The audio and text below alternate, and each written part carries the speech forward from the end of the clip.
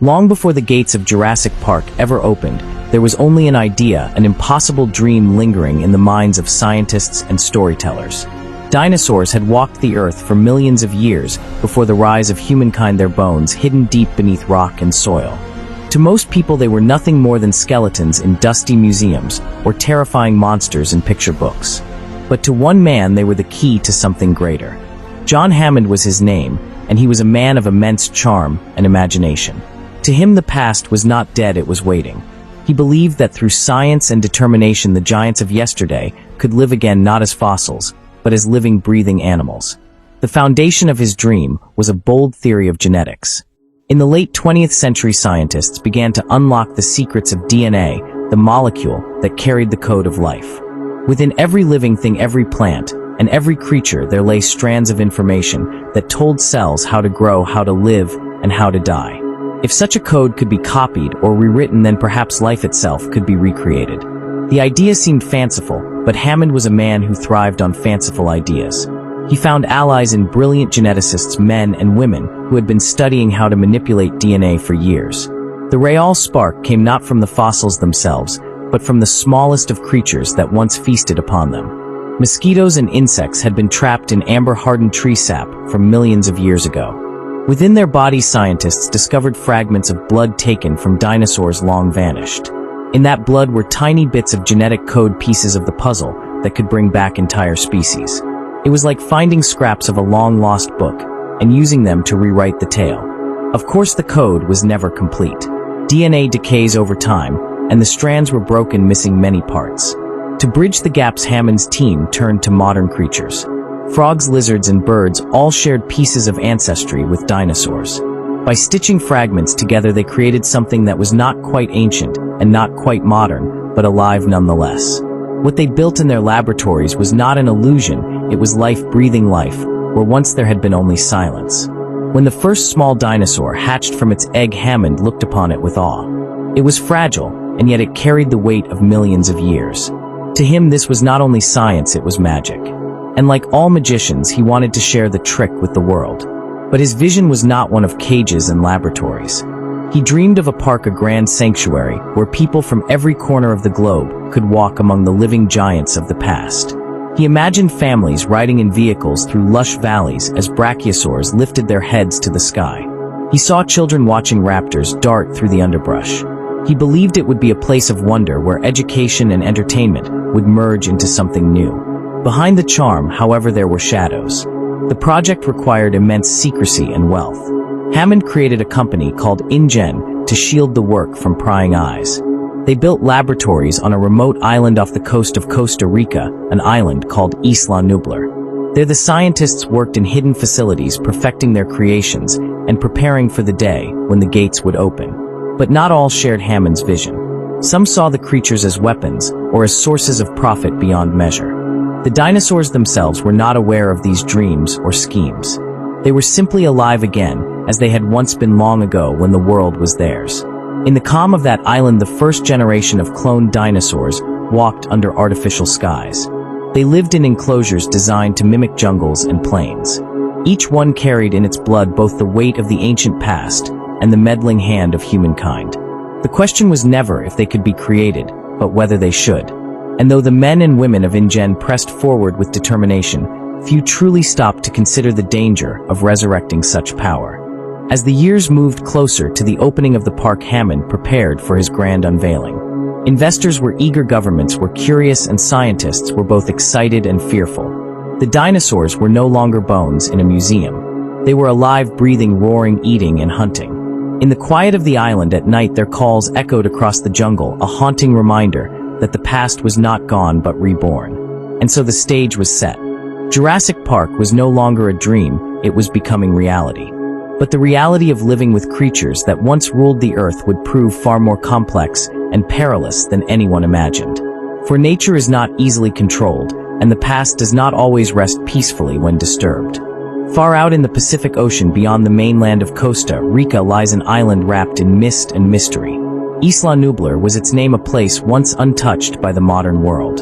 It was small compared to the continents of the earth, but large enough to hold forests that whispered with the sound of waves and valleys hidden in green shadows. To To the unknowing eye, it was nothing more than another volcanic island rising from the sea with steep cliffs and lush canopies. But within its borders, Hammond's dream began to take shape. The island itself had been chosen with care. Hammond wanted a location remote enough to keep secrets safe, but close enough to be reached by ship or helicopter. Isla Nublar was far from busy shipping lanes and covered in dense jungle that shielded prying eyes. It had natural lagoons, rivers, and mountains, making it the perfect stage for what Hammond called his most ambitious creation. When he first stepped onto its shore, he imagined it as a paradise where the giants of yesterday would once again roam free. InGen poured its wealth into reshaping the island. Roads were carved through the jungle, heavy fences were raised across valleys, and laboratories were built in hidden clearings. At the heart of it all was the control center, a hub where scientists and engineers could watch over every creature, every enclosure, and every guest. From high towers, they could see the forest canopies ripple as ancient beasts moved beneath the trees. They believed they could control every heartbeat on the island with buttons and screens. The park was designed not only as a sanctuary for dinosaurs, but as an attraction for people. There would be guided tours, electric vehicles following tracks through open plains where herbivores grazed. Families would watch from behind glass as raptors stalked one another in carefully arranged habitats. The brachiosaurs would rise like towers, eating from treetops while children gasped in wonder. Even the terrifying tyrannosaur would have its stage, a massive paddock built to hold it back, while visitors stared in awe. Hammond imagined laughter and applause filling the air just as strongly as the calls of the animals themselves. Yet even in paradise, nature lingered in its own way. The island was still volcanic, its mountains breathing faint heat from the earth below. Storms rolled in from the ocean, bringing heavy rains and howling winds. The jungle itself was alive with birds, insects, and reptiles that cared nothing for fences or cameras. The dinosaurs were not alone in their new home. They shared it with creatures that had been there long before and would remain long after. The balance of life was more complex than any human could arrange. Still, Hammond's vision pressed on. Scientists worked in labs that were hidden beneath the surface, where eggs were nurtured and hatched. In warm chambers, tiny claws broke through shells as creatures opened their eyes to a world that had not seen their kind for more than 60 million years. They were raised by human caretakers who fed them, guided them, and studied their growth. In those early days, many of the animals saw humans as protectors, not as prey. But instinct runs deep, and instincts older than humankind stirred within their blood. The fences were meant to keep balance. High walls of steel lined with electric currents stood between the dinosaurs and their freedom. Hammond believed the barriers were enough. He trusted the technology, the computers, and the men who watched the monitors. But even the strongest walls were only human work, and the animals inside were forces of nature. For though they were born in laboratories, they carried within them the raw, untamed power of the Earth's past. The first guests who visited in secret marveled at what they saw. They rode through the fields and watched as herds of triceratops moved like armored tanks across the grass. They leaned close to the glass and saw the gleam of raptor eyes watching them with quiet calculation. They felt the ground tremble when the tyrannosaur roared in its paddock, shaking the leaves of nearby trees. It was a place of awe where the ancient world and the modern one touched. But beneath the wonder there was a quiet unease.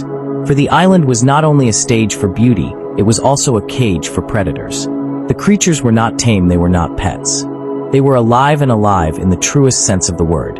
They hunted, they challenged one another, and they tested the limits of their enclosures. The caretakers soon learned that raptors were clever, far more clever than anyone had guessed. They worked together, testing fences, probing for weaknesses. The tyrannosaur showed strength that bent steel and broke trees.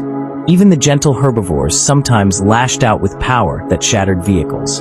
The park was no zoo, it was a world that could not easily be held. Still, Hammond believed in his dream. He told his workers and investors that the park would be safe, that the systems would hold, and that the dinosaurs would bring joy, not fear. He imagined opening day with children's laughter and the sound of camera shutters clicking in wonder. The gates of Isla Nublar would open to the world, and history would be reborn. Yet the island itself seemed to whisper warnings. Storms grew stronger. Equipment failed. Workers vanished in the jungle. The animals grew restless, as if they felt the pull of something beyond the fences. And so the stage was set for what was to come. Isla Nublar was not just an island. It was a crucible where the past and present clashed, where dreams of control would meet the reality of nature unleashed. When the park was almost ready to open, the most exciting part of it was not the fences, or the cars, or even the big gates. The most exciting part was the dinosaurs. They were the stars of the island. Each kind of dinosaur had its own home and its own story. Some were gentle giants who ate leaves. Some were fast hunters with sharp claws. And one was the king of them all, with teeth as long as your hand. The first kind many people saw were the brachiosaurs. They were huge creatures taller than houses. Their necks stretched high into the trees, and they could nibble leaves from the very top branches where no other animal could reach. When they walked, the ground shook a little like a faraway drum. But even though they were so big, they were peaceful. They moved slowly and did not care much about people. They cared only about eating leaves and enjoying the sunshine. Seeing them was like watching mountains come to life. Then there were the triceratops. These dinosaurs had 3 sharp horns on their faces and a big frill like a shield behind their heads. They walked on 4 legs and looked a little like giant rhinos. They were also plant eaters, but they could be very strong when they were upset. A triceratops could charge with its horns and knock over a car if it wanted to. In the park, they were usually calm, but sometimes they got sick from eating strange plants, and the workers had to take care of them. There were also smaller but speedy dinosaurs. The gallimimus were quick and graceful, running in herds across the open fields. They looked a little like giant ostriches with long legs and long necks. When they ran together, they moved like a river of feathers and scales flowing across the land. They were not dangerous to people, but they could knock someone over just by rushing past. But not all the dinosaurs were gentle. Some were hunters. The velociraptors were among the most dangerous. They were not the largest dinosaurs, but they were very smart. They worked together like a pack of wolves, and they could open doors or test fences. They had sharp claws on their feet shaped like sickles, and they could leap high and strike quickly. The workers on the island were always careful around them because they knew the raptors were always watching, always thinking. And then there was the Tyrannosaurus Rex, the king. It was the largest meat eater on the island, with a head so big it could bite through bone. Its roar rolled across the trees like thunder, and every creature on the island knew to listen. Even though the fences were tall and strong, everyone who worked at the park respected the tyrannosaur. It could not be tamed. It could not be controlled. It was nature's ruler from a time long before humans. When people saw it for the first time, their hearts raced with both fear and wonder. Other dinosaurs lived on the island too. The Dilophosaurs were smaller hunters with strange frills around their necks. In the park, they were known to spit venom that could blind their prey, though in the real ancient world, they may not have done this. Still, they added mystery and surprise to the park. There were also compis, tiny dinosaurs that scurried in groups, sometimes curious, sometimes mischievous. And hidden in the waters were ancient reptiles who swam silently under the surface waiting for food. Each dinosaur played a part in Hammond's dream. The big plant eaters were meant to bring awe and beauty. The smaller ones showed speed and agility. The hunters gave the park excitement and a little fear. Together they created a living picture of a world that had ended millions of years ago. Hammond wanted people to feel as if they had stepped into the past, a past where dinosaurs still walked the earth. But while the dinosaurs looked like animals from books and movies, they were more than that. They were alive. They had feelings, instincts, and needs. They were not simply displays to be looked at. They were creatures with the same wild hearts they had always carried. Some grew restless in their cages. Some tested the fences again and again, as if they wanted to be free.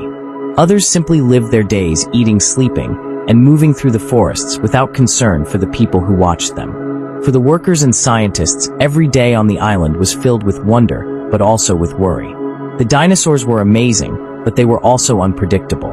Could they really be kept in fences forever? Could people truly control creatures so powerful, so ancient, so full of life? The dinosaurs did not think about these questions.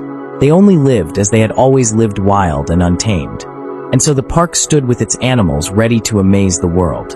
But beneath the wonder there was always a whisper, a quiet reminder that the dinosaurs were not toys or pets.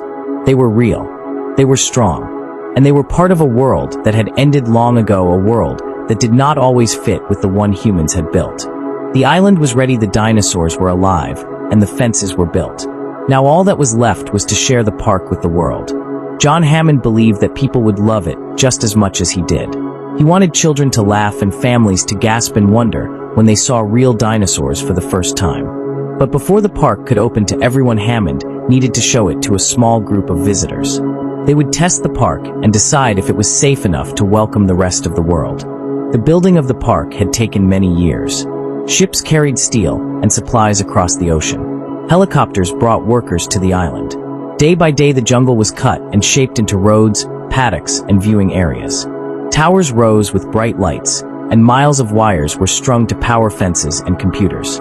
The control room was filled with blinking screens and buttons where scientists could watch the dinosaurs and track their movements. Hammond spared no expense. Everything he could think of was added to keep the island safe. But even with so much work, things did not always go smoothly. Storms swept across the island, tearing at fences and knocking down trees. Equipment sometimes broke in the wet jungle air. Workers whispered to each other about accidents in the field when dinosaurs tested the fences or surprised a team in the forest. Hammond brushed aside their worries. He told them that science and technology could solve every problem. He wanted to believe that the park would run perfectly once the doors opened. When the time came to invite the first guests, Hammond chose them carefully. He wanted scientists who could give the park their approval, and he wanted lawyers who could tell investors that everything was safe. He also wanted children, because he believed that no one could feel the magic of the park better than the young. So 2 of his grandchildren, Tim and Lex, were flown to the island to be among the very first to see the dinosaurs. The visitors arrived by helicopter. As they flew over the ocean and toward the island, they could see the green mountains rising from the mist. The forests looked wild and untouched, and the waves crashed against black cliffs. When the helicopter landed, Hammond greeted them with his warm smile and twinkling eyes. He was proud to show them what he had built. The tour began in special cars that moved on tracks. The cars were electric and carried the visitors through different areas of the park. The first time the guests saw a brachiosaur stretching its neck to the sky, their eyes grew wide with wonder. The ground shook as the great dinosaur stepped closer, and everyone realized they were truly standing among living giants. The visitors were amazed but also uneasy. Some of the scientists whispered that cloning such creatures might not be wise. They worried about balance, about control, about what might happen if something went wrong. The tour showed them Triceratops, Gallimimus, and even the raptor pens. But not all the dinosaurs came when expected. Sometimes the fields were empty, and the cars rolled past without a single glimpse. Dinosaurs are not like machines. They do not appear on command. They move when they wish, and they hide when they choose. This was another sign that Hammond's dream, no matter how grand, was built on the will of wild animals, not on switches and screens. Still, the children were delighted. Tim carried books filled with dinosaur facts, and Lex asked questions about every creature. They leaned close to the glass and pointed excitedly whenever they saw something moving in the trees. For them, the park was not just science or business. It was magic. Hammond smiled as he watched them. Their laughter was what he had always imagined when he dreamed of Jurassic Park. But even as the visitors toured, problems stirred quietly in the background. A man working for the park planned to steal pieces of dinosaur DNA to sell to another company. To carry out his plan, he needed to shut down parts of the park's security. He thought it would only be for a short time, long enough to slip away. But shutting down security on an island filled with dinosaurs was no small thing. As the visitors' cars rolled deeper into the park and a storm began to gather overhead, no one knew that the island's careful balance was about to break. The fences that held the animals were strong, but they were powered by computers and wires could go dark. For the moment, though, the guests still believed they were safe. They laughed in the cars, pointed at the dinosaurs, and felt the thrill of being in a place where the past lived again. The storm clouds built slowly above them, the wind rustled through the jungle, and somewhere in the distance a deep roar rolled across the trees. The park was ready to reveal not only its wonders, but also its dangers. The visitors were still on their tour when the sky began to change. At first it was only a few gray clouds drifting across the sun, but soon the wind grew stronger. The trees bent and swayed, and the air grew heavy with the smell of rain. Far away, thunder rumbled like the growl of some giant animal. A tropical storm was coming, and on Isla Nublar, storms could grow wild and dangerous very quickly. The tour cars rolled along their tracks as raindrops began to fall against the glass. Lightning flashed across the sky, bright and sharp, followed by booms that made the ground tremble. The children huddled close together, half excited and half scared. The grown-ups kept their eyes on the fences, making sure everything still looked safe. But in the control room of the park, not everything was safe. One of the workers, a man named Dennis, had a secret plan. He wanted to take the dinosaur DNA and sell it to another company. To do this, he shut down many of the park's systems. He thought he could turn them off, grab what he needed, and turn them back on before anyone noticed. He believed the storm would hide his actions, making it easier to escape. But when he turned off the systems, he also turned off something far more important: the electric fences that kept the dinosaurs inside their paddocks. At first, no one realized what had happened. The cars stopped moving, stuck on the tracks. The radios went quiet. Screens in the control room went dark. The workers tried to bring things back online, but the computers would not listen. One by one, the safety systems that held the island together were gone. And in the rain, the dinosaurs began to notice. The Tyrannosaurus Rex was the first. She had been waiting behind her fence, restless and hungry. She had tested the wires before, felt the sharp sting of electricity, and stepped back. But now, in the flashing stormlight, she reached forward again. The fence was silent. No spark. No pain. With one push of her mighty head, the metal bent and snapped. The king of the island was free. The visitors sat in their cars, unable to move, when the ground began to shake. A shadow moved through the rain, and then the Tyrannosaur stepped out. She was enormous, her skin wet and shining in the storm. Her eyes glowed in the lightning as she let out a roar so loud it seemed to split the sky. The children covered their ears. The grown-ups froze. This was no longer a tour. This was survival. The Tyrannosaur sniffed at the cars, curious. She pressed her snout against the glass, fogging it with her hot breath. When the cars did not move, she struck with her teeth and claws. Metal bent. Glass shattered. The visitors screamed as the beast tore into the vehicles. In the chaos, some managed to escape into the storm, running blindly through the jungle while the Tyrannosaur chased after them with heavy steps that shook the earth. Elsewhere on the island, the raptors also noticed the power was gone. Their fences no longer buzzed with electricity. Clever and patient, they found weak spots and began to push and claw. Soon, they too were free, slipping into the trees like shadows. They hunted silently, moving together, eyes glowing with intelligence. The smaller dinosaurs scattered. Gallimimus herds raced through the open fields in panic, their feet drumming like rain on the earth. Triceratops roared and crashed through fences as the storm frightened them. The once orderly park became a wild jungle again, filled with creatures that no human could control. The workers tried to fix the systems, but the storm knocked out more power lines, and the computers refused to obey. The island that had been carefully built to hold the past under control was now something else entirely. It was the ancient world returned, a place where dinosaurs ruled once more and humans were only visitors, lost and afraid. The children and the grown-ups who had come to see the park found themselves running through dark forests, trying to find safety. Every shadow seemed alive, every sound was a reminder that something might be watching. And above it all, the storm raged, lightning flashing across the sky while the roar of the Tyrannosaur rolled through the night. But even in such fear, there was still a kind of wonder. The dinosaurs were free, living as they once had long ago. The fences and machines could not hold them forever. They belonged to the world, not to the park. Hammond's dream had brought them back, but now nature itself had taken over, reminding everyone that life could never be fully controlled. The storm howled on, and the night became a test of survival. The park was no longer a wonderland. It had become a place where humans were no longer in charge. The dinosaurs were free, and the island belonged to them once more. The storm raged through the night as the visitors tried to stay safe. Rain poured down in sheets, soaking the ground until it turned to mud. Trees bent and swayed under the heavy winds, and lightning lit up the jungle in sudden flashes of white light. All around, the sounds of dinosaurs echoed through the darkness.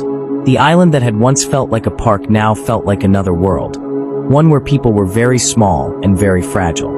The children stayed close together. Tim and Lex held onto each other's hands, reminding themselves that as long as they were together, they would not give up hope. They remembered their grandfather's stories about the park being a place of wonder, and they tried to believe that even in the middle of danger, there was still something magical about being among living dinosaurs. Some of the grown-ups tried to guide them through the jungle. They spoke softly, telling the children not to make loud noises, not to shine lights too brightly, and always to watch the shadows. Every step was careful. Sometimes they stopped to listen, and sometimes they crouched low when they heard the rustle of leaves nearby. In the storm, every sound seemed louder, and every movement seemed closer than it really was. The Tyrannosaurus roamed the forests, roaring now and then to announce its presence. Each roar rolled like thunder across the trees, reminding everyone that the king of the island was awake and hunting. But the visitors learned that if they stayed still, if they stayed quiet, the great dinosaur sometimes passed them by. Its eyes were sharp, but its hunting depended more on movement and sound. To the children, standing still and silent felt like holding their breath forever. Yet they were brave, and they listened carefully to the grown-ups' whispers. At one point, the visitors found a herd of Gallimimus running across an open field. The dinosaurs were frightened by the storm, and they dashed in one huge wave, their feet drumming the earth. The children watched in amazement as the herd moved like a living river. But then the Tyrannosaur appeared from the trees and attacked the Gallimimus, snatching one in its mighty jaws. The visitors crouched low in the grass, staying quiet while the scene played out. Even though it was frightening, it was also like watching nature itself, powerful, wild, and real. The raptors were another danger. Unlike the Tyrannosaur, they did not roar to announce themselves. They moved in silence, clever and quick. The visitors tried to avoid the parts of the jungle where the raptors had broken free, but sometimes they heard their cries in the distance. High, sharp calls that sounded like laughter. The grown-ups explained that raptors worked together like a team, always hunting in groups. This made them very dangerous, but it also meant that if the visitors stayed away from the raptors' hunting grounds, they could still be safe.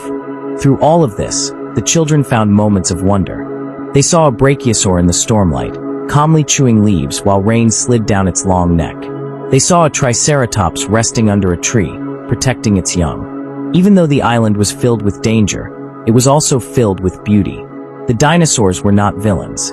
They were simply alive, doing what they had always done millions of years ago. In the control room, the workers and scientists were trying to bring the systems back online. They clicked at keyboards and argued over screens, trying to restore power to the fences and the cars. They knew that the longer the systems stayed down, the harder it would be to protect the visitors. Everyone worked with tense faces, listening to the storm batter the buildings outside. Back in the jungle, the visitors pressed on. They looked for safe shelters, places where the dinosaurs could not reach them. They climbed into trees to rest for short moments, and they shared food when they had it. The children were tired, but they stayed strong, telling each other stories to keep their spirits high. Sometimes Tim would whisper dinosaur facts from his books, and Lex would imagine they were on an adventure, like explorers from a long-ago tale. The night was long, but slowly the storm began to weaken. The rain softened, the winds grew quieter, and the clouds started to drift apart. Sunlight peeked through in patches, turning the wet jungle leaves into glittering jewels. The worst of the storm had passed, but the dinosaurs were still free, and the island was still wild. The visitors knew their struggle was not over. But they also knew that if they stayed together, listened to one another, and kept their courage, they might yet find their way home. The park had shown them its wonders and its dangers. Now the island itself would test their strength and their hearts. The storm had passed, but the danger was not gone. The visitors had survived the long night, yet the island was still filled with dinosaurs that no longer stayed behind their fences. The Tyrannosaur wandered freely through the valleys, and the smaller dinosaurs grazed in the open fields. But the ones that caused the most worry were the raptors. The velociraptors were small compared to the Tyrannosaur, but they were fast, clever, and always working together. They were like shadows slipping between the trees, their eyes shining with sharp curiosity. They had watched the fences fall silent, and now they tested every corner of the island, learning where they could go and what they could do. While the Tyrannosaur ruled with strength, the raptors ruled with cunning. The visitors had made their way to the main buildings of the park, hoping for shelter. The children were tired but still brave, holding onto the grown-ups' hands as they walked up the long steps. The building looked safe, with solid walls and doors that closed tight. Inside, there were computers, lights, and even a kitchen with food. For the first time in many hours, the children felt almost comfortable again. But the raptors had followed. They were hunters, and they knew how to track. As the visitors tried to rest, the raptors prowled around the outside of the building, searching for ways in. They tested doors. They scratched at windows. They made soft clicking sounds to one another as they worked together. The visitors listened in silence, their hearts thumping like drums. The children soon found themselves hiding in the kitchen. It was a large room with shiny counters and tall cupboards. They thought they might be safe there. But then they heard the door creak open, and the raptors slipped inside. Their claws clicked against the floor as they sniffed the air, hunting. The children crouched low, holding their breath. The raptors split apart, moving on silent feet. One checked the counters, another padded slowly toward the cupboards. Their long claws tapped against the metal as they searched. The children moved carefully, crawling between tables and hiding behind shelves. Every movement had to be slow and quiet. If they rushed, the raptors would see them. If they whispered, the raptors would hear. It was a game of patience, of waiting, of being as still as the shadows. At one moment, a raptor jumped onto a counter, its claws scraping against the steel. Its head tilted, and its golden eyes scanned the room. For a breathless moment, it seemed to look straight at the children. But then a spoon clattered from a counter on the other side of the room, and the raptor turned its attention there. The children slipped away, inch by inch, until they were out of the kitchen and back with the grown-ups. Meanwhile, the scientists in the control room were finally restoring power. One by one, the lights flickered back on. The fences hummed again. The doors locked. The park's systems began to work once more. But for the visitors, the raptors were already inside, and fences could no longer protect them. The chase through the building reached its peak when the raptors cornered the visitors near the skeleton displays. Huge bones of dinosaurs hung above them, reminders of a time when these creatures ruled the earth. The raptors closed in, their claws clicking against the floor, their teeth flashing. The children huddled close to the grown-ups, waiting for the end. And then, just as the raptors leapt, the tyrannosaur appeared. She had followed the raptors into the building, smashing walls and knocking over displays with her mighty tail. Her roar shook the room as she lunged at the raptors. In an instant, the hunters became the hunted. The raptors screeched and snapped, but they were no match for the tyrannosaur's massive jaws. The skeletons crashed down, bones shattering, as the great battle raged. The visitors seized the chance to escape. They hurried down the steps, through the doors, and out into the sunlight. A helicopter was waiting, blades spinning, ready to carry them away from the island. Hammond was there, his face heavy with sadness, but also with relief. His dream had been beautiful, but it had also been dangerous, and now he understood that some dreams were not meant to be controlled. The children climbed aboard the helicopter, holding hands as they looked out one last time. Below them, the island stretched green and wild. Dinosaurs moved through the forests and fields, free once more. The tyrannosaur stood tall and proud, roaring her victory to the sky. The helicopter lifted higher, carrying the visitors away from danger. The storm had passed. The island was behind them, and though they were leaving, the memory of walking among dinosaurs would stay with them forever. As the helicopter carried the visitors away from the island, the sound of the storm faded behind them. The children leaned against the windows, watching the green land grow smaller and smaller until it was only a shadow on the ocean. The grown-ups sat quietly, each lost in thought. No one spoke for a while because there was so much to think about. They had seen dinosaurs alive and real. They had walked in a world that no one thought could ever return. And they had learned just how powerful and unpredictable that world could be. John Hammond looked down at the island with heavy eyes. He had dreamed of Jurassic Park for so long. He had wanted to create a place of wonder and joy where families could see the giants of the past. He had built fences and computers and believed that science could control nature. But now he understood something different.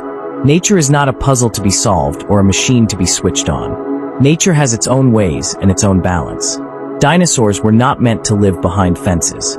They were not toys or attractions. They were living beings carrying the strength of millions of years. For the children, the lesson was simpler, but just as deep. Tim and Lex had been afraid, but they had also seen beauty. They had seen brachiosaurs stretching to the treetops like gentle towers. They had seen triceratops resting peacefully in the grass. They had seen herds of gallimimus flowing like rivers across the plains. And even though the tyrannosaur and the raptors had been frightening, they were also proof of nature's power. The children realized that dinosaurs were not monsters. They were part of life itself. The scientists thought carefully too. Some of them had warned that bringing back extinct creatures might not be wise. Others had been amazed by the success of cloning. Now they knew that science could achieve incredible things, but also that every choice carried responsibility. Just because something can be done does not mean it should be done. Wisdom is as important as knowledge. As the helicopter flew through the morning light, birds soared alongside it. They flapped their wings gracefully and called out in the fresh air. The children watched them and remembered that birds are the closest relatives of dinosaurs. In a way, the age of dinosaurs had never truly ended. It lived on in every feather, every wing, and every song of the birds above. That thought brought comfort. Perhaps nature itself had chosen how dinosaurs would survive. Not through cages or fences, but through evolution and change. Hammond closed his eyes and listened to the helicopter blades turning. He knew the park would never open. His dream had been too dangerous. But he also knew that for a short time, he had touched the impossible. He had seen creatures of long ago breathe again. That was something he would never forget. And though his heart was heavy, he hoped the world had learned the same lesson he had. Respect for life, respect for nature, and respect for the balance that keeps the world alive. For the children, the memory would stay bright like a story told at night. They would remember the fear, but also the wonder. They would remember the storm, but also the sunlight that followed. They would remember that sometimes dreams can come true, but not always in the way we imagine. And when they closed their eyes at night, they would still see the brachiosaurs walking calmly through the trees, as if nothing in the world could ever disturb them. Jurassic Park was never just about dinosaurs. It was about the courage to dream and the wisdom to know when to stop.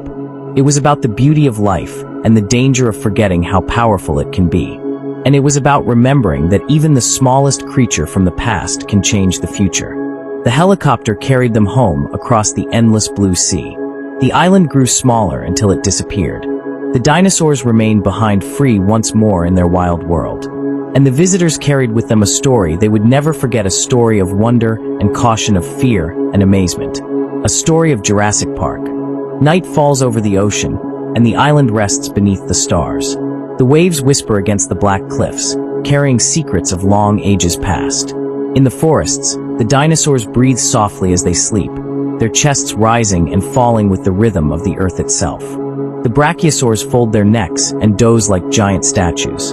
The triceratops curl close to their young beneath the trees. Even the tyrannosaur lies still at last, her massive body quiet beneath the moon. Only the small creatures stir, the insects, the birds, the gentle scurrying of tiny lives in the undergrowth. The island is peaceful once more. It is easy to imagine that time has folded back upon itself, that the clocks have turned to an age before humankind. The world belongs to the giants again. Their roars and cries rise into the night air, drifting upward until they sound like echoes from a dream. For millions of years these creatures had vanished, their bones buried beneath stone, their names whispered only in museums and books. But now they live again, walking softly beneath the stars. The lesson of their return is gentle but powerful. Life does not vanish so easily. It changes, it adapts, it continues in ways we do not always see. Birds in the skies carry the memory of their ancient cousins. Leaves rustling in the wind sound like the footsteps of herds long gone. The earth itself remembers, and in rare moments, those memories shine like sparks. Jurassic Park was one of those sparks, a fleeting vision of the past made present. The children who left the island will carry those visions forever. They will remember the sway of a long neck brushing the treetops. They will remember the pounding of a herd moving as one. They will remember the golden eyes of hunters in the shadows, the rumble of thunder mixing with the roar of the king. And perhaps, when they dream, they will walk among those creatures again in the safety of their imagination. For us too, the story lingers. It tells us to wonder at the world, to be amazed by what has come before us, and to tread carefully when we reach too far.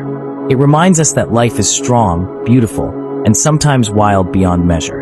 It reminds us that the world is full of mysteries, waiting quietly in the corners of time. And so, as the island sleeps, so too may we. Close your eyes and listen for the distant calls of ancient voices carried on the wind. Picture the brachiosaur stepping slowly through the trees, the triceratops resting in the grass, the gallimimus racing joyfully across the plains. Picture the great tyrannosaur standing proud beneath the moonlight, not as a monster, but as a reminder of the deep history of life.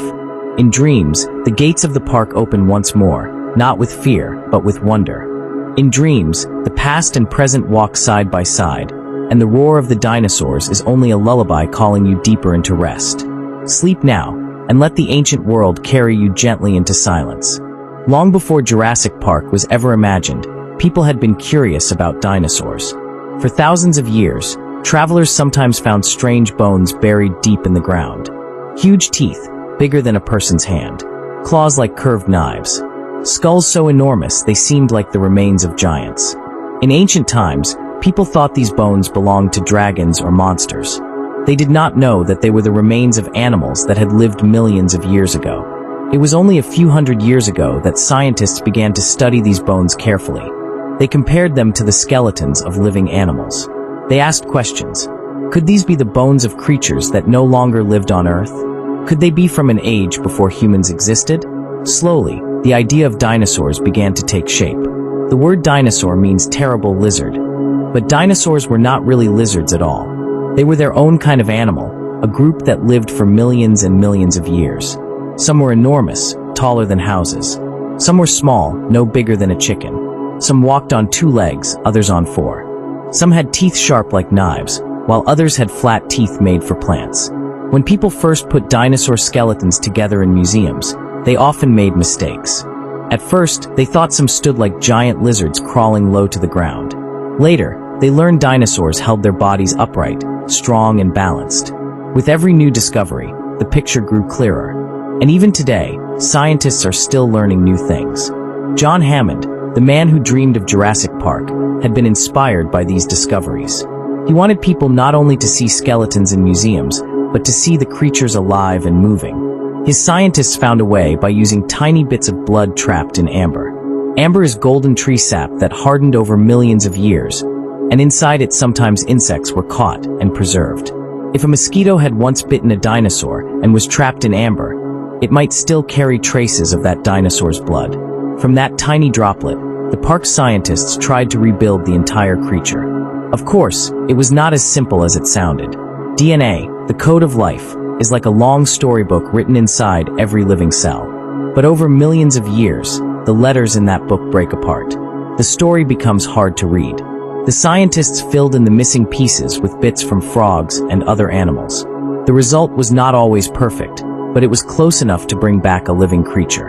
Imagine what it must have been like the first time a baby dinosaur hatched in their laboratory. Its tiny claws reaching out, its squeaks echoing against the walls. For the scientists, it must have felt like a miracle. A creature from another age, breathing again after being gone for so long. Hammond believed this was proof that his dream could work. And so Jurassic Park began, not just with bones in the earth, but with curiosity, questions, and discoveries that stretched across centuries. From the first person to find a tooth too large for any living creature, to the scientists who pieced together DNA, every step was part of the story. When you think of dinosaurs, you are not just thinking of ancient animals. You are also thinking of all the people who searched, studied, and wondered. Dinosaurs live in our imagination as much as they lived in their forests and plains. That is part of their magic. And so, in the quiet of the night, you can close your eyes and picture those first discoveries. A farmer in a field, finding a bone bigger than his plow. A scientist in a dusty room, turning over a fossil in wonder. And then long years later, a baby dinosaur hatching in a laboratory, opening its eyes for the very first time. Amber looks like golden glass, warm and glowing when the sun shines through it. But amber is not stone. It is hardened tree sap, frozen in time. Millions of years ago, when sticky resin dripped from trees, small insects and even bits of plants sometimes became trapped inside. Over ages, that resin hardened into amber, preserving whatever it caught as perfectly as if it had been sealed in a jewel. In Jurassic Park, amber was the key. Some mosquitoes, long ago, had bitten dinosaurs. When they became trapped in sap, the blood they carried was sealed within. That blood held DNA, the secret code of life. From that, the scientists attempted to rebuild entire animals. Amber is often called nature's time capsule because it holds tiny snapshots of the past. A spider caught mid-step. A leaf with its veins still visible. Even a bubble of air from millions of years ago, trapped as if waiting to be released. Holding a piece of amber is like holding a fragment of another world. John Hammond loved to show visitors a piece of amber with a mosquito inside. He carried it like a treasure, reminding everyone that from this small, shining stone came the dream of the park. It showed how something tiny could lead to something enormous. But amber also teaches patience. It takes millions of years to form. What it preserves lasts longer than human memory. It whispers that the past is never completely gone. Sometimes it hides, waiting quietly, ready to be discovered. As you drift toward sleep, picture yourself holding a piece of amber. Inside, a tiny insect rests as if caught yesterday. The golden light warms your hand, and you realize you are holding time itself. A doorway to a world long vanished, glowing gently in the dark. Part 14. The Dinosaurs of the Sea and Sky. Jurassic Park was filled with land dinosaurs, but the past held creatures of the sea and the air too. They were not truly dinosaurs, but they lived in the same ancient worlds. In the ocean swam the plesiosaurs, with long necks and paddle-like flippers. They glided gracefully through the water, chasing fish and squid. There were also ichthyosaurs, shaped like dolphins, fast and sleek. And the mosasaurs, enormous predators with jaws filled with sharp teeth, ruling the waves like giant sea lizards. Above the land soared the pterosaurs, the flying reptiles. Some were small as birds, flapping between trees. Others, like Quetzalcoatlus, were so large their wings stretched wider than a small airplane. They soared on warm air currents, gliding silently over rivers and plains. In later parks beyond Hammond's first dream, scientists would bring back some of these creatures as well. A mosasaur was kept in a huge lagoon, leaping out of the water to snatch its prey. Pteranodons were kept in aviaries with high nets, though sometimes they escaped, filling the skies with their cries. The sea and sky creatures remind us that the age of dinosaurs was not just on the ground. It was everywhere, in the depths of the oceans and the heights of the skies. The earth then was alive in every corner. Imagine lying back and looking up, seeing shadows of wings pass over the moon. Imagine diving into clear water and glimpsing shapes moving far below. The past was full of wonder in every direction. Part 15. The Secret of Life. At the heart of Jurassic Park was one simple idea: life finds a way. Dr. Ian Malcolm, one of the visitors, said these words as a warning. No matter how tightly humans tried to control nature, it always found paths of its own. The park scientists tried to make the dinosaurs safe by designing only females so they could not breed. But frogs, whose DNA had been used to patch gaps, sometimes changed sex in the wild. And so the dinosaurs did too. Eggs were discovered in the jungle, proof that nature could not be stopped so easily. This secret, that life adapts, is what makes it so powerful. From tiny seeds growing between stones, to birds soaring from once giant ancestors, life is always changing. The dinosaurs, thought gone forever, still live in every robin and sparrow outside our windows. Jurassic Park's lesson was not only about dinosaurs, but about the persistence of life itself. You cannot build fences around it forever. It will climb, crawl, or soar over them. It will reshape itself and continue. As you drift into dreams, remember that the world is alive all around you. The same spirit that moved in the dinosaurs still moves in the leaves, the rivers, and the creatures of today. Life's story is never finished. It is always finding a way forward. Among all the dinosaurs of Jurassic Park, the ones that most visitors loved to see first were the brachiosaurs. These were the towering, gentle giants with long necks that reached high into the trees. Their legs were like columns, strong enough to carry their massive weight, and their footsteps made the ground hum like a slow drumbeat. Brachiosaurs were plant eaters. They did not need sharp teeth or claws. Instead, they had long, peg-like teeth that helped them strip leaves from branches. They could stand still for hours, chewing slowly while the world moved quietly around them. They lived in herds, which made them feel safe. And when they moved together, it was like watching an entire forest on the move. In Jurassic Park, the brachiosaurs were among the first dinosaurs seen by the visitors. They lifted their necks toward the sky, reaching higher than any giraffe could, and they moved so peacefully that the humans could only stand in awe.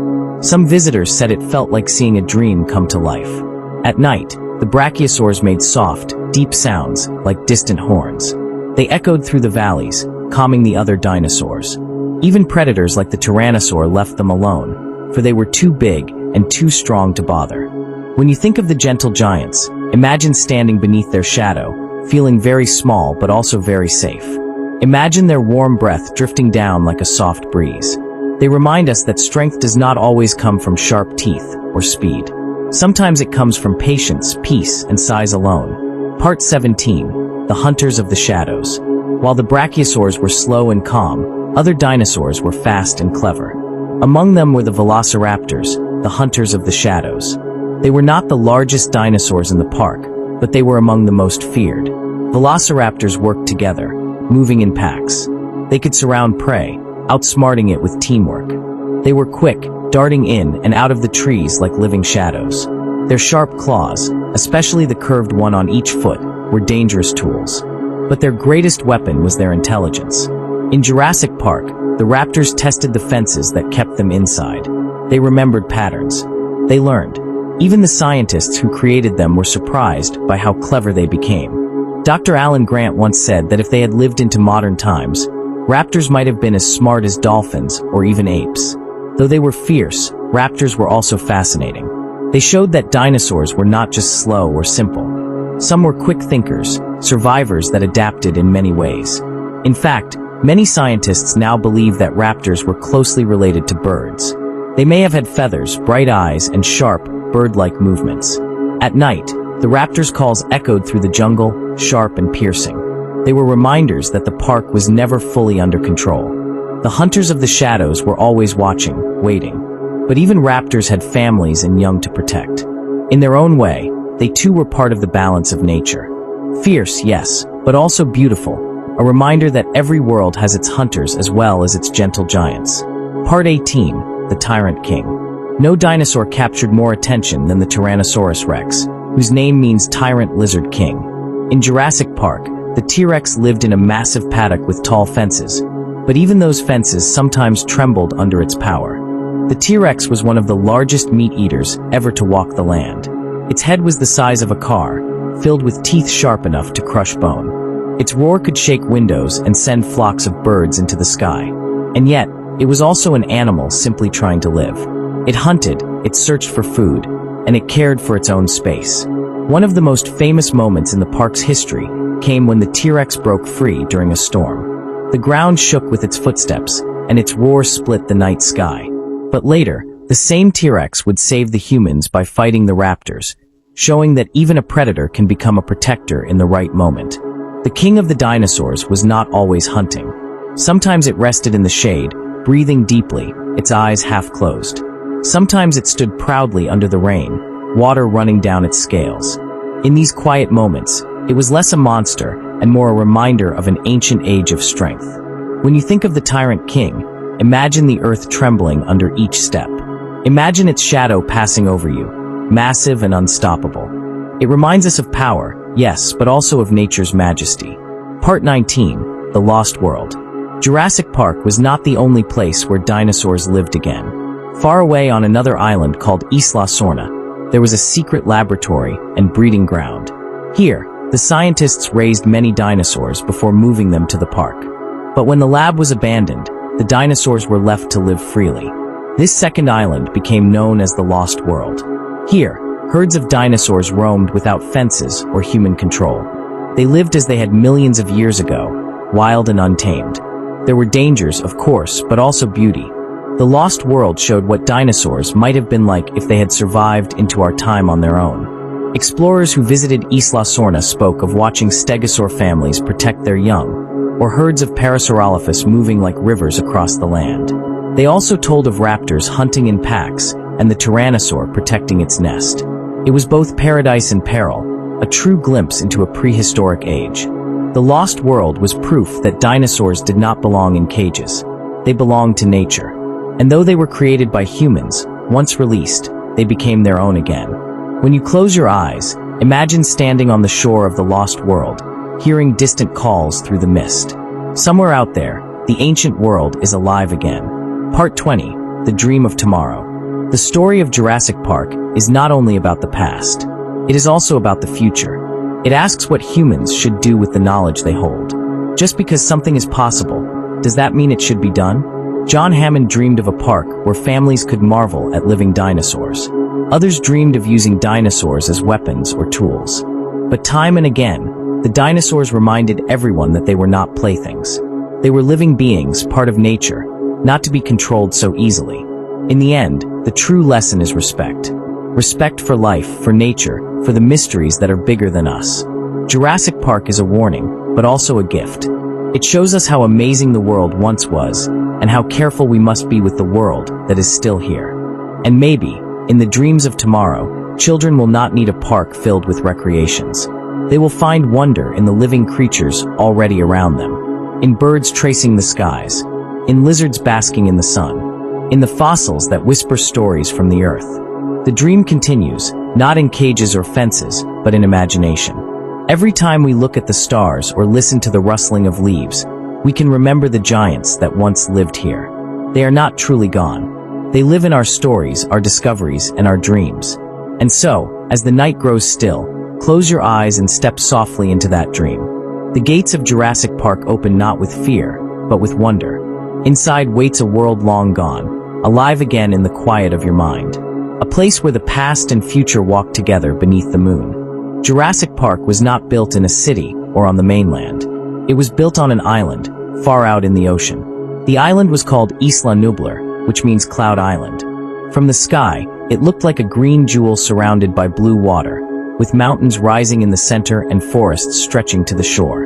Isla Nublar was chosen because it was far away, so the dinosaurs could be hidden and kept safe from the outside world. Boats brought workers, supplies, and visitors, but otherwise the island was quiet.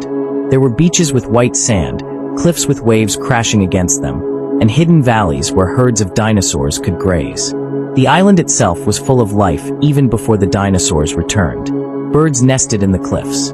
Insects buzzed in the trees. Monkeys swung through the jungle branches. When the dinosaurs came, they added to this living world, filling the forests with new calls and footsteps. But the island was also wild. Storms came often, sweeping across the ocean with heavy rain and strong winds.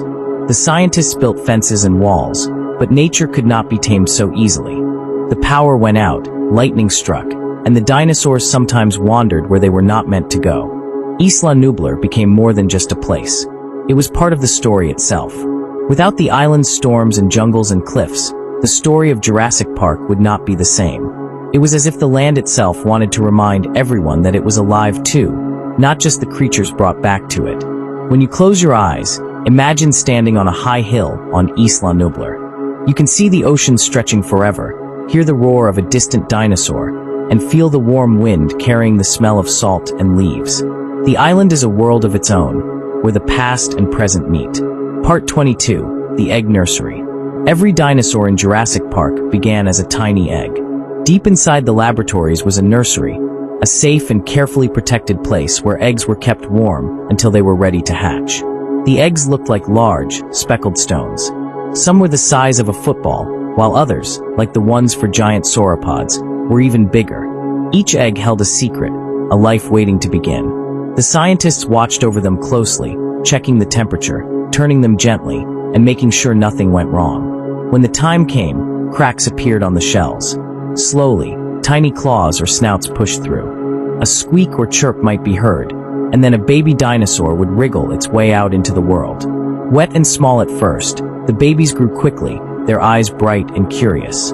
Visitors to the park sometimes saw the moment of hatching. John Hammond, the park's founder, loved to show people the miracle of new life. He would hold a baby raptor or a baby triceratops, smiling proudly. It was as if he believed that seeing a newborn dinosaur would make people forget their fears and only feel wonder. The nursery was filled with soft lights, gentle sounds, and the smell of straw and warm air. It was one of the calmest places in the entire park. And yet, hidden within it was the beginning of everything. The dinosaurs that would one day roam the paddocks, graze in the fields, or shake the earth with their steps. Imagine walking through the nursery and seeing rows of eggs glowing softly under warm lamps. Imagine hearing the first peep of a baby breaking free. In that moment, you are watching history itself come alive again, tiny and fragile, yet full of possibility. Part 23, The Park That Never Opened. Jurassic Park was built with great care. There were visitor centers with grand halls, restaurants, and theaters. There were jeeps and tour tracks that would carry guests safely past the enclosures. Signs pointed the way, and even the fences had viewing spots so people could see the dinosaurs up close. Hammond dreamed of crowds of families coming to enjoy it. He imagined children pressing their faces to the glass, wide-eyed at the sight of a living triceratops. He imagined scientists sharing knowledge, and people from every country standing together, amazed at what had been created. But the park never truly opened.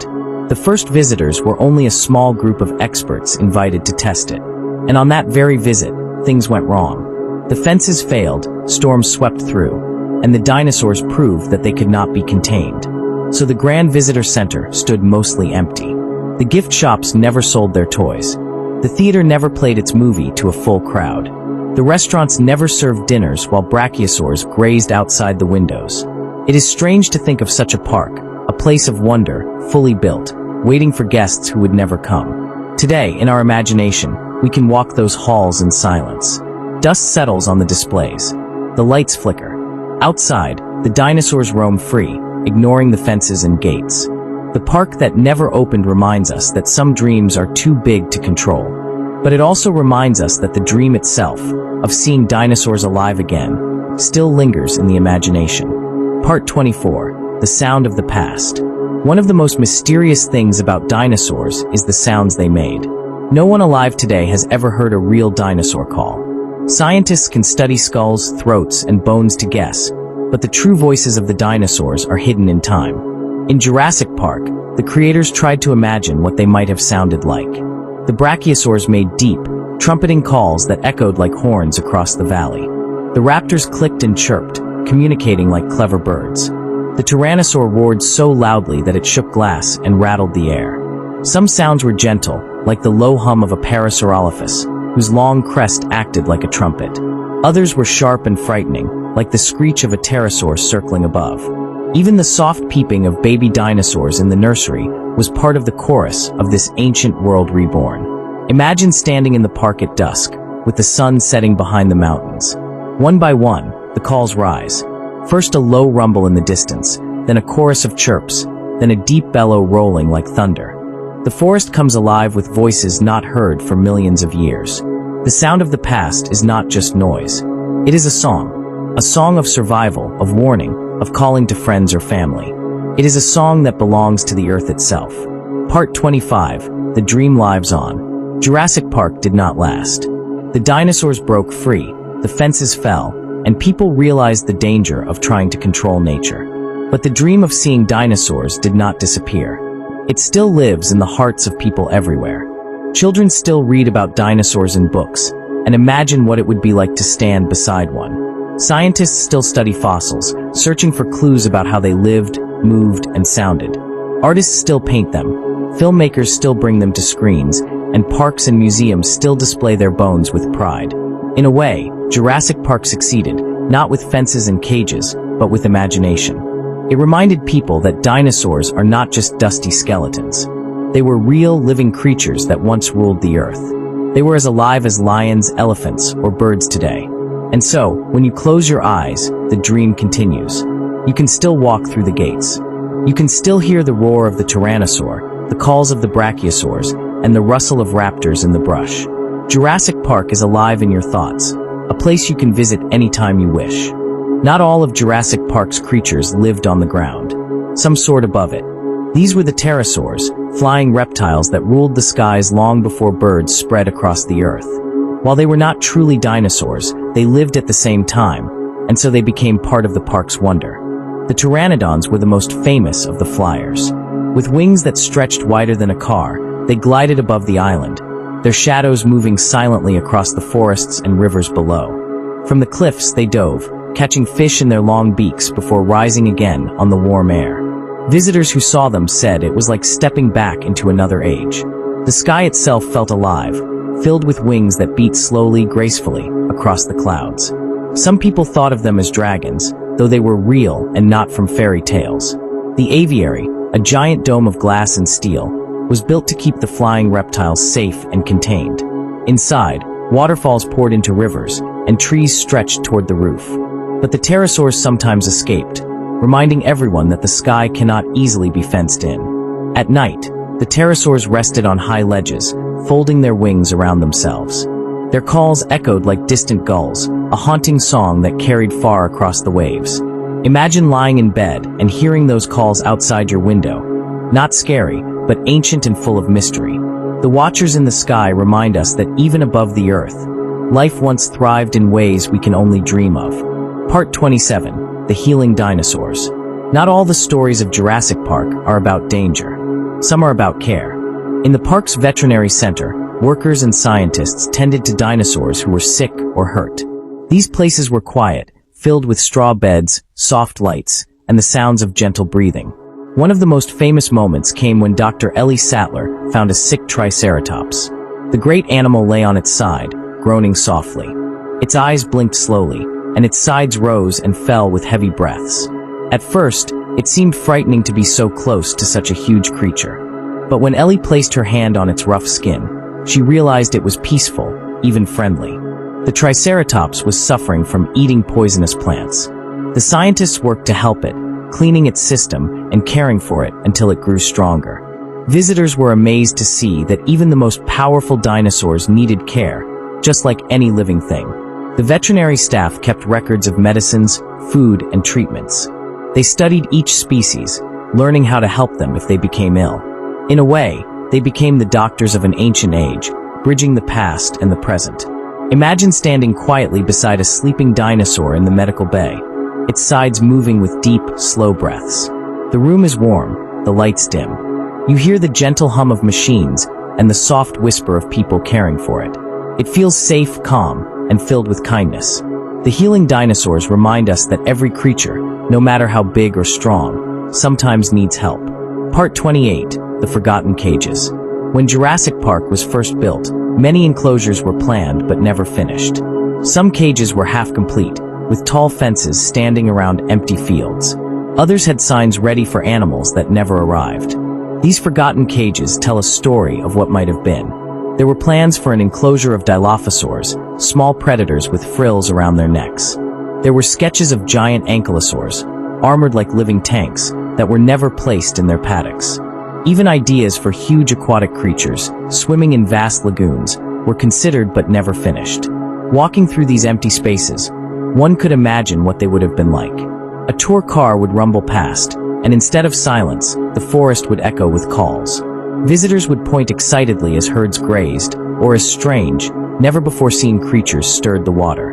But the cages stayed empty. Vines grew over the fences. Rain pooled in the ditches. Birds made nests in the towers meant for watchmen. In time, the forgotten cages became part of the jungle itself.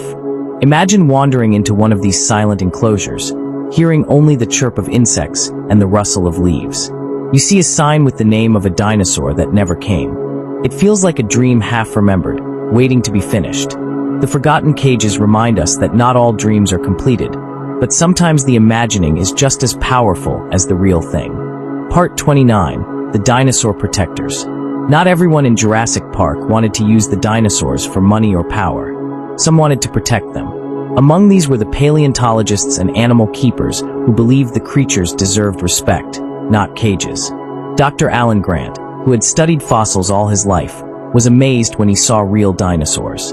But instead of seeing them as exhibits, he saw them as living beings, just like the ones he had once uncovered as bones. He cared for them, warned others not to underestimate them, and always treated them with awe. There were also keepers who worked daily with the animals, feeding them and learning their habits. Some kept detailed journals, writing about which plants the triceratops liked best, or how the gallimimus herds would run together like schools of fish. To them, the dinosaurs were not monsters.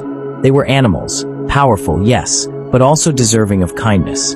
When things went wrong, these protectors often put themselves in danger to save the dinosaurs or to keep them safe from harm. They knew that the animals were not villains. They were simply being themselves, following instincts written in their blood. Imagine standing beside one of these protectors as they watch a herd grazing in the sunset. There is no fear in their eyes, only wonder. They whisper that the world is bigger than we can ever know. The dinosaur protectors remind us that caring is just as important as creating. Part 30. The Endless Night. Sometimes, storms on the island would cut the power for hours. In those moments, the park grew dark. The fences lost their glow, the buildings went silent, and only the sounds of the jungle remained.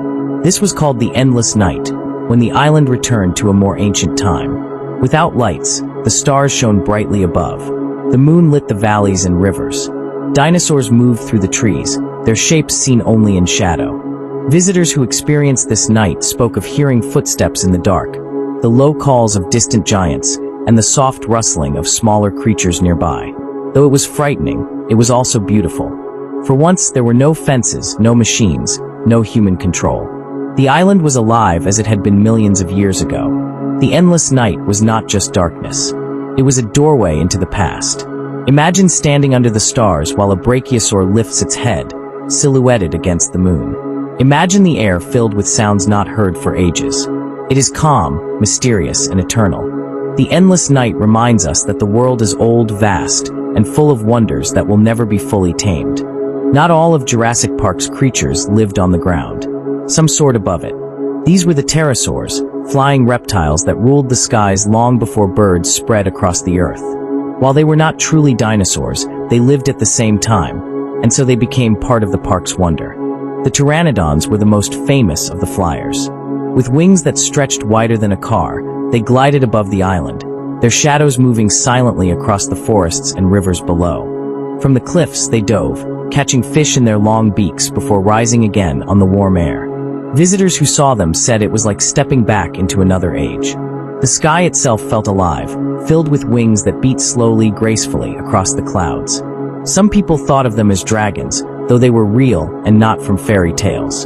The aviary, a giant dome of glass and steel, was built to keep the flying reptiles safe and contained.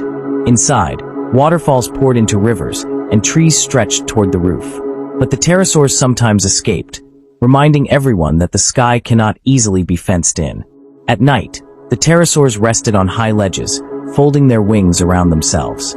Their calls echoed like distant gulls, a haunting song that carried far across the waves.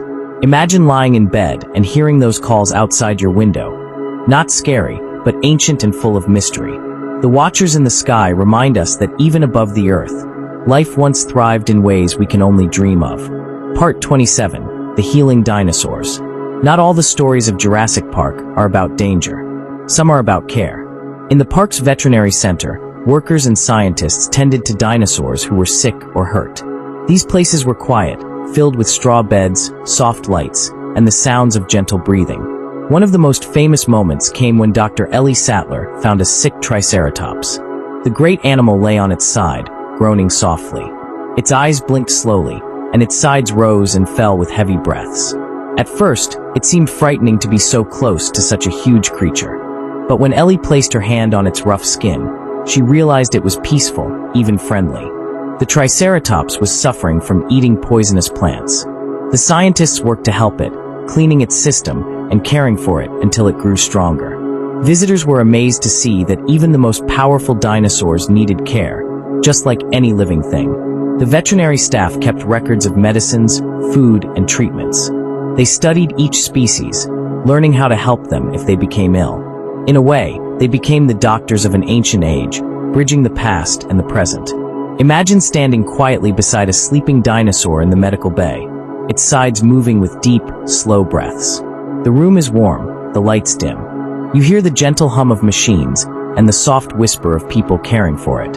It feels safe, calm, and filled with kindness. The healing dinosaurs remind us that every creature, no matter how big or strong, sometimes needs help. Part 28. The Forgotten Cages. When Jurassic Park was first built, many enclosures were planned but never finished.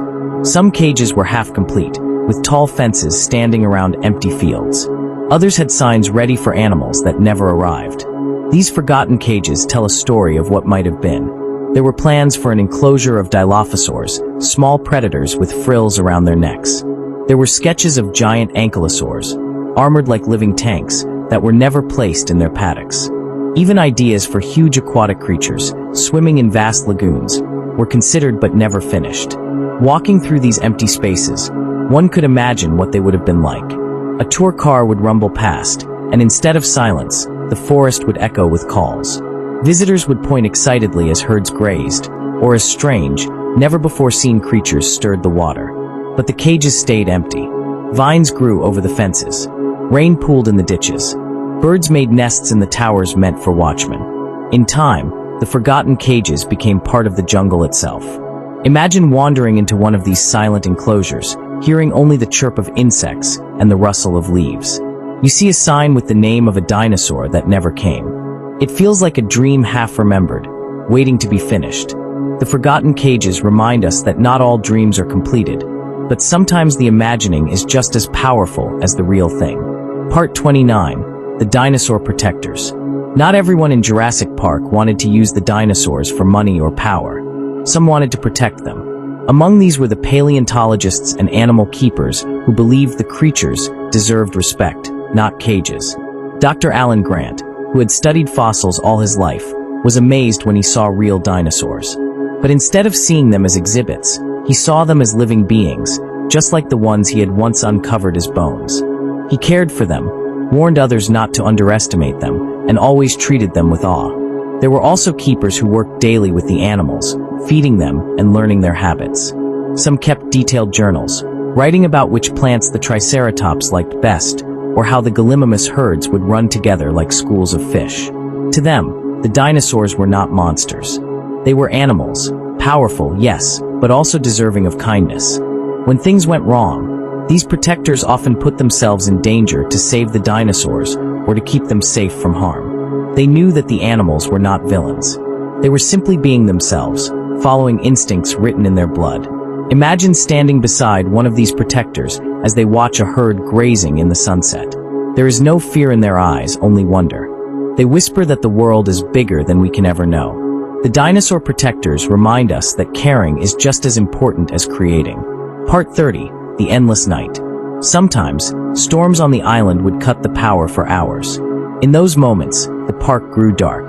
The fences lost their glow, the buildings went silent, and only the sounds of the jungle remained. This was called the endless night, when the island returned to a more ancient time. Without lights, the stars shone brightly above. The moon lit the valleys and rivers. Dinosaurs moved through the trees, their shapes seen only in shadow. Visitors who experienced this night spoke of hearing footsteps in the dark, the low calls of distant giants, and the soft rustling of smaller creatures nearby. Though it was frightening, it was also beautiful. For once, there were no fences, no machines, no human control. The island was alive as it had been millions of years ago. The endless night was not just darkness. It was a doorway into the past. Imagine standing under the stars while a brachiosaur lifts its head, silhouetted against the moon. Imagine the air filled with sounds not heard for ages. It is calm, mysterious, and eternal. The endless night reminds us that the world is old, vast, and full of wonders that will never be fully tamed. Milky Way, now you have 30 Jurassic Park bedtime lore parts, each one soothing, lore-rich, and perfect for drifting off. Would you like me to continue making another 5 every time until you have a full library, maybe 50, maybe more, so you can mix and match different nights? Among the most mysterious dinosaurs of Jurassic Park were the velociraptors. They were not the biggest, but they were clever, quick, and full of secrets. Raptors lived in special pens with high fences. The keepers knew they were smart and tested the fences every day, searching for weak spots. They hunted in packs, moving like shadows through the jungle. Their voices were unlike any other. They made clicking sounds, hisses, and strange barks to speak with one another. Some workers swore they heard the raptors calling in patterns, as if they were talking. Imagine hearing those calls echoing through the dark trees. Not loud, not angry, but curious and clever. The scientists studied them carefully. They watched how one raptor could distract while another moved in silence. They saw how they circled prey, how they waited for the right moment to strike. It was both frightening and fascinating. At night, the raptors gathered close and called softly to each other. The keeper said it sounded almost like music, a secret song passed through time. The call of the raptors reminds us that intelligence can be as powerful as strength. Part 37, the Egg Nursery. Deep inside Jurassic Park was the hatchery, where eggs rested in warm chambers until the baby dinosaurs were ready to hatch. This place was gentle and quiet, with humming machines that kept the air warm and the eggs safe. The eggs were round, each one carefully marked with the name of the species inside. Some were small, the size of a melon. Others were huge, as heavy as a pumpkin. Scientists checked them daily, turning them slowly so the babies grew strong. When an egg was ready, a crack would appear on its shell. Soon, a tiny snout poked through, followed by little claws. The baby would push and struggle until at last it wobbled free, squeaking and blinking at the world for the first time. Visitors were sometimes allowed to see a hatching. They leaned close as the tiny creature stumbled into the scientists' hands. Some were feathered, some scaled, all fragile and new. Imagine watching a baby Triceratops take its first breath, or a baby raptor opening its bright eyes. The nursery was full of soft sounds, the chirps of babies, the rustle of straw, the gentle voices of the caretakers. It was a place of beginnings, where life itself returned from the past. Part 38, the storm that changed everything. Isla Nublar, the island of Jurassic Park, often faced storms. Winds swept the forests, rain fell in heavy sheets, and lightning split the sky. But one storm was greater than all the rest. It began with dark clouds rolling over the sea. The air grew heavy, and the animals grew restless. Birds fled inland. Dinosaurs bellowed, uneasy with the pressure in the sky. Then the storm struck. Palm trees bent until they snapped. Rivers overflowed. The fences sparked as rain battered the wires. Boats rocked dangerously on the waves, unable to leave the island. The park fell into chaos as the power failed. For the dinosaurs, the storm was both frightening and freeing. Some were trapped in their paddocks, but others found doors and gates left unguarded. The jungle echoed with calls as creatures roamed where they had never been allowed before. The storm that changed everything was not just weather. It was a reminder that nature is greater than human plans. Imagine lying in a safe shelter, listening to the thunder roll while the distant roars of dinosaurs mingle with the rain. It is wild, untamed, and unforgettable. Part 39, the lagoon that never slept. Near the edge of the island was a wide lagoon, where the water shone deep blue and the air smelled of salt. It was calm on the surface, but below lay creatures from a world even older than the dinosaurs. In some versions of the park, the lagoon was home to great aquatic reptiles like mosasaurs, with jaws longer than boats. They swam in silence, gliding through the water with ease. From time to time, one would rise, breaking the surface with a mighty splash. The caretakers built platforms and viewing stations above the lagoon. Visitors could look down and see shadows moving far below. Some thought it was peaceful, like watching whales. Others felt shivers, knowing the creatures were powerful hunters. At night, the lagoon shimmered under the moon. The waves lapped gently against the shore. Sometimes, a long shape moved in the water, stirring ripples that reached the land. The caretakers said the lagoon never truly slept, for the creatures beneath were always moving, always watching. Imagine drifting in a boat across its surface, hearing nothing but the water and the distant cry of seabirds. The lagoon reminds us that the ocean holds secrets as old as the earth itself. Part 40, the dream that never died. Even after the park fell, the dream of Jurassic Park lived on. People remembered the gates, the dinosaurs, the wonder of seeing creatures once thought gone forever. Some scientists wanted to rebuild, to try again with better plans and safer fences. Others argued that the dinosaurs should be left alone, allowed to live free on their island. Around the world, children drew pictures of brachiosaurs, wrote stories about raptors, and imagined visiting someday. The dream of Jurassic Park was more than just dinosaurs. It was about discovery, about imagination, about the idea that the past could walk again beside us. It inspired books, movies, and endless ideas. And so, even as the jungle grew over the old roads, and the fences rusted in the rain, the dream never truly ended. As long as people remember, as long as stories are told, the gates will always open in our minds. Imagine lying in bed, closing your eyes, and seeing the island appear in the mist. You hear the distant call of a dinosaur, gentle and deep. You walk through the gate, and once again, the past is alive. A river wound through the island, its waters smooth and shining beneath the trees. Sometimes visitors could ride boats along it, drifting quietly while the dinosaurs came to the banks to drink. The river journey was one of the calmest ways to see the park. The water was cool and clear. Schools of fish darted beneath the surface, and dragonflies skimmed above it. On the shores, stegosaurs splashed their tails, and Parasaurolophus blew ripples with their long crests. From time to time, a brachiosaur would bend its long neck down to sip, sending waves across the boat. The river carried travelers through many lands. Past waterfalls that roared like drums, through canyons where echoes of ancient calls bounced, and into quiet pools where the air smelled of flowers. At night, the river reflected the stars. Floating downstream under the moonlight felt like sailing through the sky.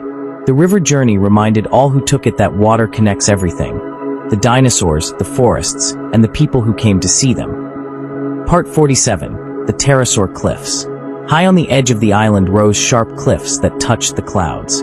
Here, nests of pterosaurs clung to the rocks, their cries echoing in the wind. The cliffs were busy places. Parents swooped out over the sea, their wings wide as sails, before returning with fish for their chicks. The young pterosaurs flapped clumsily, testing their wings, hopping from ledge to ledge before one day taking their first flight. From below, it was breathtaking to see. Dozens of pterosaurs circled in the air, catching sunlight on their wings. They glided without effort, sometimes diving suddenly before soaring upward again. The cliffs were dangerous for humans to climb, but from a safe distance they could be admired. Their cries sounded wild and free, like voices from another time. At sunset, when the sky turned gold, the pterosaurs looked like living kites, painting patterns in the air. The cliffs reminded visitors that the sky, too, once belonged to giants.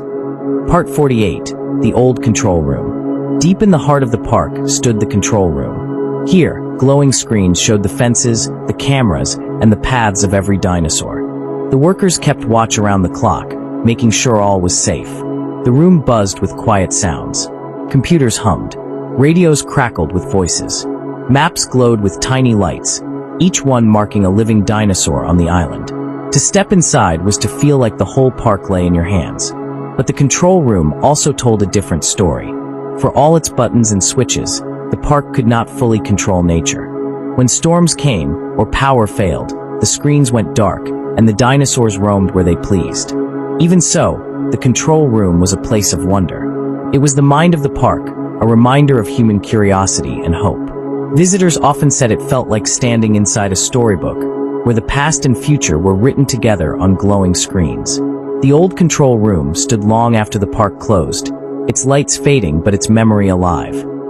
Part 49, the Forgotten Road. There was a road in Jurassic Park that no one used anymore. It wound through the jungle, cracked with vines and roots. Once, jeeps had driven tourists along it, but now it belonged to the forest. Ferns grew through the broken pavement. Birds nested in old signposts. Along the road's edge, small dinosaurs scurried in and out of the underbrush, claiming it as their own. The road had become part of the island again. Walking along it felt like walking into the past. You could almost hear the engines of jeeps that no longer came, the laughter of visitors who had left long ago. But instead of emptiness, there was peace. The forgotten road was not lost. It had simply changed, just as life always does. At night, fireflies floated above the cracks, glowing like lanterns to guide the way. The forgotten road whispered that even when human plans fade, nature will always find a way forward. Part 50, the island at rest. And so we come to the final chapter. The island of Jurassic Park lies quiet now, its forests thick, its rivers wide, its skies open. The gates are rusted, the roads overgrown, the machines silent. But the dinosaurs remain. They graze in the meadows, hunt in the jungles, and soar above the cliffs. They live not as attractions, but as themselves. The island is their home, and it has become whole again. At night, the stars shine brighter than ever. The roars of the dinosaurs carry softly across the hills, not in anger, but in harmony. The past and present meet here, balanced, timeless. The dream of Jurassic Park is not gone. It lives in the memory of those who saw it, in the stories we tell, and in the wonder it gives to children who imagine walking among the giants. The island itself rests, yet in dreams, its gates are always open. Close your eyes now. Picture the sea lapping against its shores, the wind brushing through its trees, the brachiosaur reaching for the tallest leaf. The island at rest waits for no one, yet welcomes all who dream of it. The story is never truly finished. It simply rests, just as you do now. Part 51, the gentle Brachiosaurus. The Brachiosaurus was one of the tallest dinosaurs of all. Its neck stretched like a tree trunk, rising high above the ground to reach leaves no other creature could touch. In Jurassic Park, they were the first dinosaurs many visitors saw, moving slowly and calmly like giants from a storybook. Their footsteps were heavy but soft, shaking the earth only a little. They did not rush, for they had no reason to. They were peaceful, feeding on treetops and stretching toward the sun. Their long necks swayed gently, almost like ships sailing through the forest. At night, they would fold their necks and rest among the trees. Some said their breathing was so deep and steady it sounded like the wind itself. To watch a Brachiosaurus was to feel safe, as if the world had slowed down just to let you admire it. Part 52, the mighty Tyrannosaurus Rex. The Tyrannosaurus Rex was the most famous of all the dinosaurs in Jurassic Park. Its roar shook the air, echoing across the island like thunder. With powerful legs, a massive head, and sharp teeth, it was the king of the land. But the Tyrannosaur was not always hunting. Sometimes it walked quietly, its golden eyes searching the forest. It guarded its territory, reminding every creature that it ruled. Visitors were both afraid and amazed, for there was nothing else like it. At night, when the jungle was still, the Tyrannosaur sometimes lifted its head and roared at the stars. It was not just a monster, it was a reminder of the strength and mystery of the past. Part 53, The Clever Velociraptor. Velociraptors were smaller than the Tyrannosaur, but no less powerful. They were quick, clever, and worked together in packs. In the park, they were known as hunters of shadows, moving silently through the grass before striking with speed. They had sharp claws and keen eyes. But what made them truly special was their intelligence. They learned quickly, tested fences, and even seemed to plan together. Visitors who saw them from a safe distance often whispered in awe, knowing they were watching creatures who thought as much as they hunted. In their own way, the velociraptors were like the mind of the dinosaur world, fast, sharp, and always searching. Part 54, The Armored Ankylosaurus. The Ankylosaurus looked like a living tank. Its body was covered in heavy plates of bone, and at the end of its tail swung a mighty club. Few predators dared to challenge it, for one strike of that tail could break bones. Yet the Ankylosaurus was peaceful. It moved slowly through the ferns, munching plants with steady jaws. It was a creature of patience, spending most of its time in silence, hidden in the undergrowth. In the park, the Ankylosaurus reminded visitors that strength does not always mean attack. Sometimes strength is in defense, in standing firm, and in moving through life without fear. Part 55, The Three-Horned Triceratops. Triceratops were among the most beloved dinosaurs of Jurassic Park. With their three sharp horns and great frills, they looked fierce, yet they were gentle with their families. In the meadows, herds of Triceratops grazed together. The young played in the grass while the adults kept careful watch. When danger approached, the herd formed a circle, horns facing outward, protecting the little ones in the middle. Visitors often said the Triceratops looked like knights of old, guarding their loved ones. They showed that bravery was not in fighting for glory, but in protecting those you care for. Part 56, The Tall Stegosaurus. The Stegosaurus was a strange and beautiful creature. Its back was lined with tall, diamond-shaped plates, and its tail carried sharp spikes. In the sunlight, its plates shone like shields, giving it a proud and powerful look. Stegosaurs were peaceful plant eaters, feeding on low shrubs and bushes. They moved slowly in groups, their tails swaying behind them like heavy hammers. When threatened, they would swing those tails to protect themselves. In the park, visitors were amazed at how gentle such a mighty creature could be. The Stegosaurus seemed like a guardian of the forests, steady and ancient, carrying the memory of ages long gone. Part 57, The Musical Parasaurolophus. Parasaurolophus were dinosaurs with long, curved crests on their heads. These crests were not just for show, they were like musical instruments. By blowing air through them, the dinosaurs made deep, echoing calls that sounded like horns. On quiet evenings in the park, you could hear their songs rolling across the rivers and valleys. Sometimes the calls were gentle, like a lullaby. Other times, they were loud and booming, carrying messages to the herd. The Parasaurolophus were creatures of sound, filling the island with voices of the past. Visitors said it was like listening to the earth itself singing. Part 58, The Long-Necked Diplodocus. The Diplodocus was another giant, though slimmer than the Brachiosaurus. Its neck stretched long and graceful, and its tail was even longer, so long that some said it could be cracked like a whip. It fed on leaves, sweeping its head side to side among the treetops. Despite its size, the Diplodocus was calm and gentle, moving in great herds across the plains. When they walked together, it was like watching a river of giants flowing across the land. At night, the herds rested in groups, their long necks curled gracefully around each other like a living circle. The Diplodocus showed that even the largest creatures could be peaceful travelers. Part 59, The Swift Gallimimus. The Gallimimus was one of the fastest dinosaurs in the park. It looked like a giant bird without wings, with long legs built for running.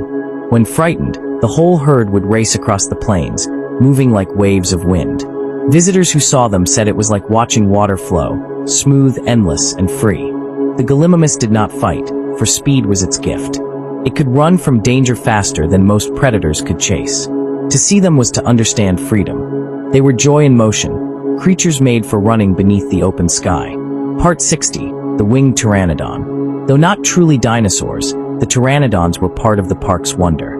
With wings wide as cars, they soared through the sky, diving toward the sea to catch fish with sharp beaks.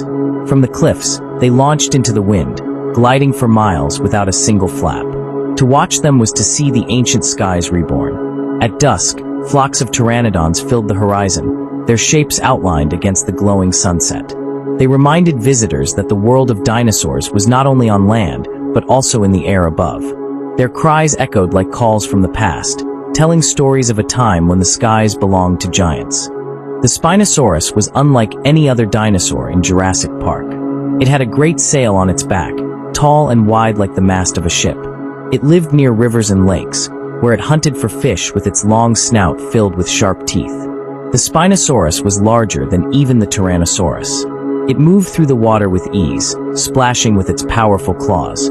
Visitors rarely saw it, for it preferred the quiet banks where the jungle met the river. Though fierce, the Spinosaurus was a reminder that not all giants ruled the land. Some chose the waters, blending power with patience, moving between two worlds.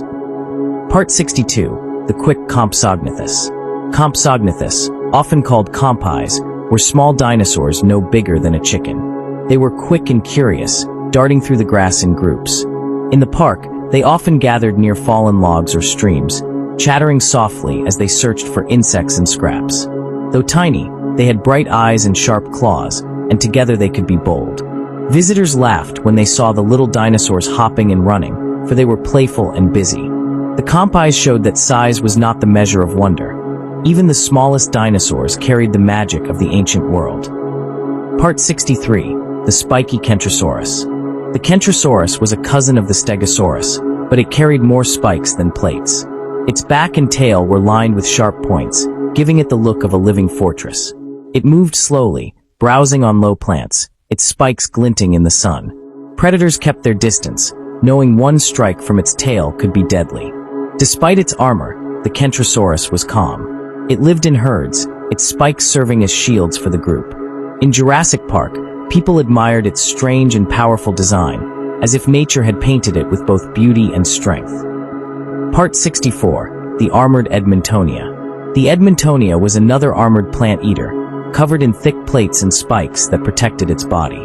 Unlike the Ankylosaurus, it had no tail club, but its armor alone made it nearly untouchable. It moved with slow steps through the forest, chewing ferns and bushes. When threatened, it would huddle low, its spikes outward, like a living shield. In the park, the Edmontonia taught visitors that defense could be just as impressive as attack. Its steady walk and quiet strength made it a creature of patience and calm. Part 65, the sailback Dimetrodon. Though older than the dinosaurs, the Dimetrodon was often included in Jurassic Park displays. It had a great sail on its back, rising from its spine like a fan. It lived near the water, crawling low on four legs, hunting fish and small animals. Its sail may have helped it gather warmth from the sun or show its strength to others.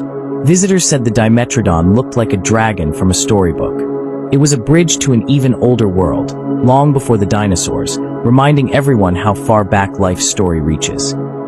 Part 66, the enormous Argentinosaurus. The Argentinosaurus was one of the largest creatures to ever walk the earth. Longer than a football field and taller than most buildings, it dwarfed nearly every other dinosaur. Its neck stretched high into the trees, and its body moved like a mountain come alive. Each step shook the ground, yet it was gentle, eating only leaves and branches. In Jurassic Park, few places were large enough to hold such a giant, but its presence filled visitors with awe. The Argentinosaurus showed how vast life could become, how nature could build something both massive and peaceful. Part 67, the crested Corythosaurus. The Corythosaurus was known for the tall crest on its head, shaped like a helmet. Like the Parasaurolophus, it used this crest to make sounds, deep calls that echoed across the fields. They lived in herds, moving together with their young. Their voices were like music, each crest making a slightly different tone, creating a chorus that rolled through the valleys. Visitors often stopped just to listen, saying it felt like standing in the middle of an ancient orchestra. The Corythosaurus filled the park with voices of harmony. Part 68, the horned Carnotaurus. The Carnotaurus was a strange and fearsome predator. It had two horns above its eyes, giving it the look of a bull. Its arms were tiny, even smaller than a tyrannosaur's, but its legs were powerful, built for speed. It hunted in bursts, racing through the jungle with its jaws snapping. Yet it was rare to see, for it preferred to stalk quietly before revealing itself. In the park, people marveled at its strange form, both fierce and unusual. The Carnotaurus was a reminder that nature creates in many shapes, some graceful, some fierce, all remarkable. Part 69, the plated Amargasaurus. The Amargasaurus was a smaller relative of the giant sauropods, but it carried tall spines along its neck and back. These spines may have held skin that formed sails, or they may have been for defense. It grazed calmly, its long neck sweeping across the low forests. In groups, the Amargasaurus looked like moving forests of spikes. Visitors were amazed at how such a gentle creature carried such dramatic armor. The Amargasaurus showed that even the quietest giants could look like warriors. Part 70, the Ocean Mosasaurus. In the park's Great Lagoon lived the Mosasaurus, a giant of the seas. It was longer than a bus, with jaws that could swallow sharks whole. It swam with powerful flippers, gliding through the water with grace. Visitors could watch from glass tunnels below, seeing the Mosasaurus drift like a shadow in the deep. When it leapt from the water, its splash shook the stands, a reminder of the power hidden in the oceans. Though fierce, the Mosasaurus was also beautiful, a creature of the deep past. It showed that the story of life is not only on land or in the sky, but also in the endless blue below. Part 71, the Great Giganotosaurus. The Giganotosaurus was one of the largest meat-eaters to ever walk the earth, even bigger than the Tyrannosaurus. Its name means giant southern lizard, for it was discovered in South America. With long jaws full of sharp teeth, it hunted massive prey, even the huge sauropods. It walked on two legs, its tail balancing its enormous head. In Jurassic Park, it was admired not only for its size but also for its quiet power. The Giganotosaurus showed that there was always something bigger in the world, something even the tyrant king would respect. Part 72, the plated Euoplocephalus. The Euoplocephalus was a heavily armored dinosaur, covered in bony plates from head to tail. At the end of its tail was a large club, like a hammer of stone. It was a cousin of the Ankylosaurus, and just as peaceful. It moved slowly, eating low plants, but when danger came, it would stand its ground, swinging its tail to protect itself. Visitors in the park loved its solid, sturdy look. The Euoplocephalus seemed like a living castle, strong and unshakable, yet gentle in its way of life.